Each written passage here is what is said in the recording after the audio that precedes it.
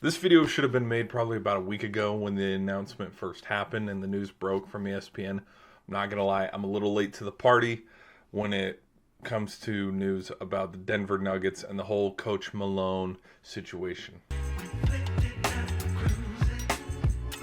All right, so what my initial thoughts are is I remember since I want to say December-ish, roughly into All-Star break, just about once a week or something, I'd look at NBA standings and I'd kind of do like a bracket and I bracket off everything. Warriors were still like in shots for getting a series with the Lakers.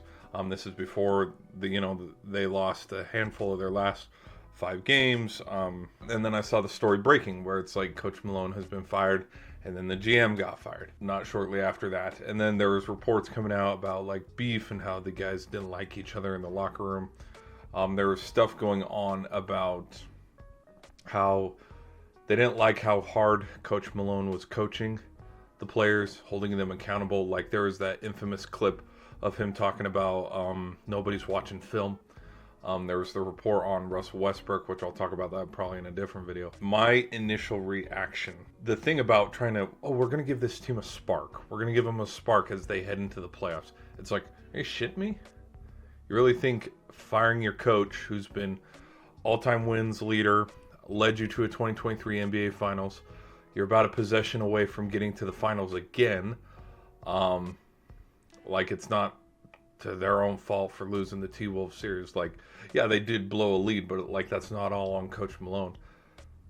You're gonna fire him over just hard coaching and disputes with the GM? Like it's just bullshit. And I think, truthfully, it's an overreaction, and that would be my overreaction to the whole situation. It's a huge overreaction because you're kind of like, really, the Grizzlies fired their coach, and then not more than a week later, with 4 games remaining in the regular season, where the Nuggets are sitting at the 4 seed, they fire their coach. I confidently would pick the Nuggets to beat the Clippers, and then, being the 4 seed, they run into the 1 seed Thunder, and I'd take the experience of Jokic, Gordon, Brown, Murray. I'd take those guys over the Thunder any day of the week. But now, how it sits where they don't have a coach, and I know a lot of these games don't fall back onto the coach. A lot of it is the players. There's too much distraction going on. And there's a lot more going on in the locker room that we as fans don't see. I think it's a huge reach. It's a huge overreaction to fire him, considering all the success that he brought to Denver. And then the other thing, too, because they were talking about, they've lost 4 games in a row. You don't lose to the Spurs. You don't lose to the... We're not also putting into account that one of these losses was in overtime on a terrible-ass foul bait call on Westbrook after Nikola Jokic's 62-point triple-double. And the other one is Murray is still injured. Murray's been sitting out for the last 6 games. But we need a new, fresh start. In my predictions, I probably would have had what my 2024 prediction was for the playoffs. I'd have the Nuggets and the Celtics running into each other. But now, it's not going to happen. There's no way. I think... with how it plays out now, the bracket's already out.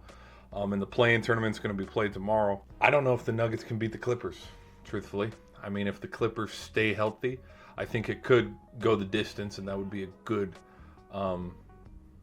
series. But, like, that whole, look at Nikola. He's coaching on the sideline. He's writing up plays on a whiteboard, this and that. Okay, how long is that going to go before Nikola loses his shit again? Like how we could see how animated he was on the sideline. So I just think it's terrible, terrible move by ownership. Honestly, you don't get rid of your coach. Get rid of your GM and see where you go from there. But at least play out the season and see where it goes. Because who knows, like, the old quote of winning cures a lot of stuff.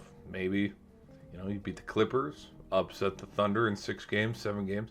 We're in the Western Conference Final. Maybe that heals relationships a little bit. I don't know. And if there was any chance the Nuggets getting to the NBA Finals, Murray and Jokic winning another one, that's out the window. But arguably, if I will say this, in turn, let's look at it from the other side.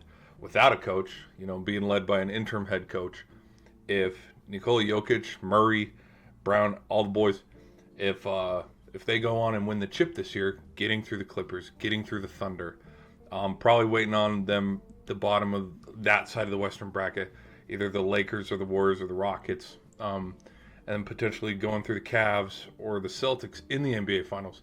There is no debate. Jokic is the greatest big of all time.